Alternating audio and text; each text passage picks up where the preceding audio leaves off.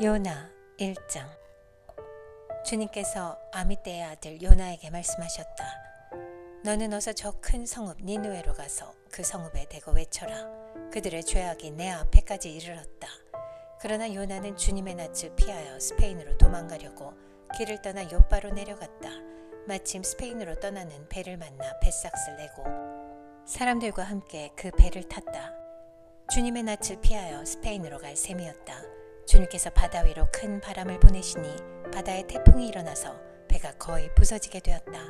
뱃사람들은 두려움에 사로잡혀 저마다 저희 신들에게 부르짖고 저희들이 탄 배를 가볍게 하려고 배 안에 실은 짐을 바다에 내던졌다. 요나는 벌써부터 배 밑창으로 내려가 누워서 깊이 잠들어 있었다. 마침 선장이 그에게 와서 그를 보고 소리를 쳤다. 당신은 무엇을 하고 있소? 잠을 자고 있다니. 일어나서 당신의 신에게 부르짖으시오. 행여라도 그 신이 우리를 생각해 준다면 우리가 죽지 않을 수도 있지 않소. 뱃사람들이 서로 말하였다. 우리가 어서 제비를 뽑아서 누구 때문에 이런 재앙이 우리에게 내리는지 알아봅시다. 그들이 제비를 뽑으니 그 제비가 요나에게 떨어졌다. 그들이 요나에게 물었다. 우리에게 말하시오. 누구 때문에 이런 재앙이 우리에게 내렸소? 당신은 무엇을 하는 사람이며 어디서 오는 길이요? 어느 나라 사람이요? 어떤 백성이요? 그가 그들에게 대답하였다. 나는 히브리 사람이요 하늘에 계신 주 하나님 바다와 육지를 지으신 그분을 섬기는 사람이요. 요나가 그들에게 자기가 주님의 낯을 피하여 달아나고 있다고 말하니 사람들이 그 사실을 알고 겁에 질려서 그에게 소리쳤다. 어쩌자고 당신은 이런 일을 하였소? 바다의 파도가 점점 더 거세게 일어나니 사람들이 또 그에게 물었다. 우리가 당신을 어떻게 해야 우리 앞에 저 바다가 잔잔해지겠소? 그가 그들에게 대답하였다. 나를 들어서 바다에 던지시오. 그러면 당신들 앞에 저 바다가 잔잔해질 것이오. 바로 나 때문에 이 태풍이 당신들에게 닥쳤다는 것을 나도 알고 있소. 뱃사람들은 육지로 되돌아가려고 노를 저었지만 바다의 파도가 점점 더 거세게 일어났으므로 헛일이었다. 그들은 주님을 부르며 아뢰었다. 주님 빕니다. 우리가 이 사람을 죽인다고 해서 우리를 죽이지 말아 주십시오. 주님께서는 뜻하시는 대로 하시는 분이시니 우리에게 살인죄를 지우지 말아 주십시오. 그들은 요나를 들어서 바다에 던졌다. 폭풍이 일던 바다가 잔잔해졌다. 사람들은 주님을 매우 두려워하게 되었으며 주님께 희생제물을 바치고서 주님을 섬기기로 약속하였다. 주님께서는 큰 물고기 한 마리를 마련하여 두셨다가 요나를 삼키게 하셨다. 요나는 사흘 밤낮을 그 물고기 뱃속에서 지냈다. 요나 2장. 요나가 물고기 뱃속에서 주 하나님께 기도드리며 아뢰었다. 내가 고통스러울 때 주님께 불러 아뢰었더니 주님께서 내게 응답하셨습니다. 내가 수월 한가운데서 살려달라고 외쳤더니 주님께서 나의 호소를 들어주셨습니다. 주님께서 나를 바다 한가운데 깊음 속으로 던지셨으므로 큰 물결이 나를 에워싸고 주님의 파도와 큰 물결이 내 위에 넘쳤습니다. 내가 주님께 아뢰기를 주님의 눈앞에서 쫓겨났어도 내가 반드시 주님 계신 성전을 다시 바라보겠습니다 하였습니다.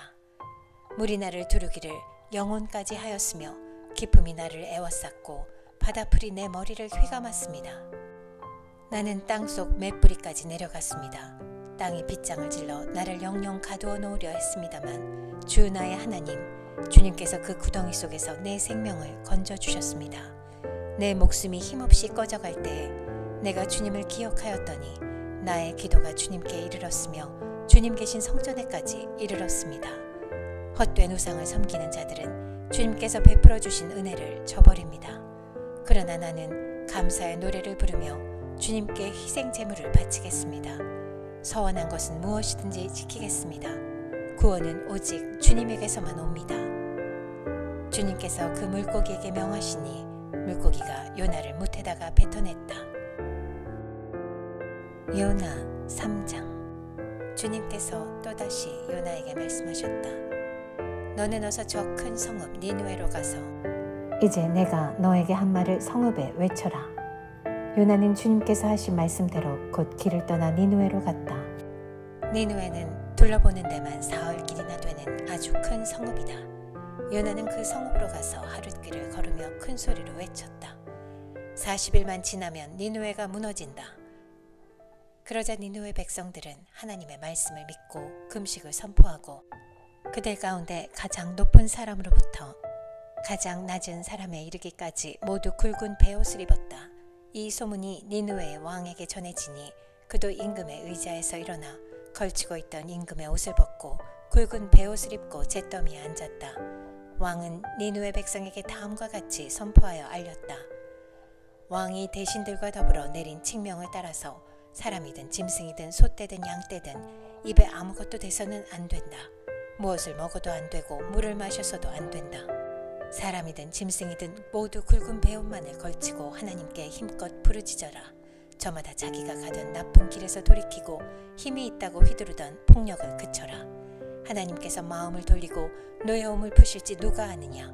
그러면 우리가 멸망하지 않을 수도 있다.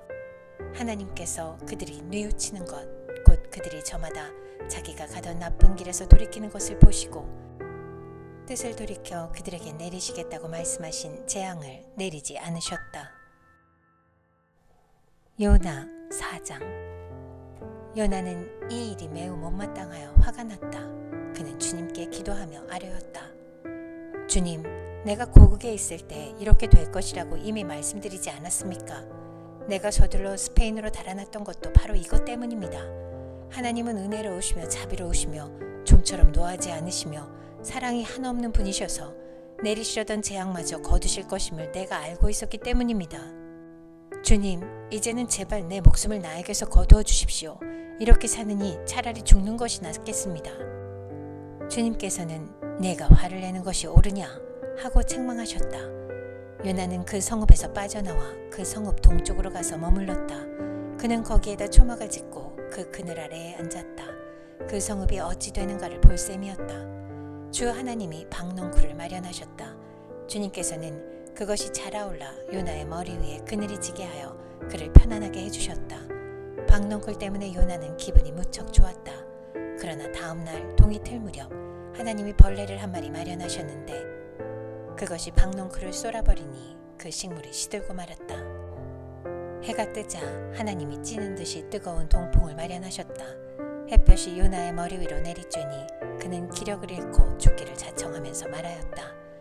이렇게 사느니 차라리 죽는 것이 더 낫겠습니다. 하나님이 요나에게 말씀하셨다. 박넝쿨이 죽었다고 내가 이렇게 화를 내는 것이 옳으냐? 요나가 대답하였다.